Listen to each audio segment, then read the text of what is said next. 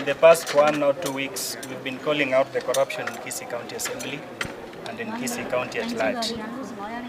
What has happened today is an act of cowardice, trying to silence us so that we can stop talking about the level of corruption in our county. But I want to say that that's an act of cowardice. I have said before that I'm one person who doesn't fear anything, and I want to speak directly to the governor of Kisii County.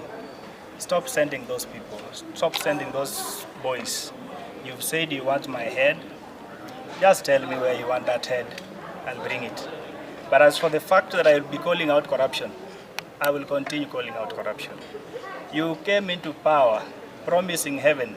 You came into power saying that you are fighting corruption, but you are the architect and the sole proprietor of corruption in Kisii County. We will continue calling out that. To the people who did this, I know and I've been informed, reliably informed, that it is a nominated MCA who was coordinating these boys. This is cowardice. I have been in this game. And I want to ask the security agencies to act. If they don't act, we will act. That is all I can say. We were in the assembly with a normal plenary session, and my PA told me that we have people who have come, around 20 people who are in masks.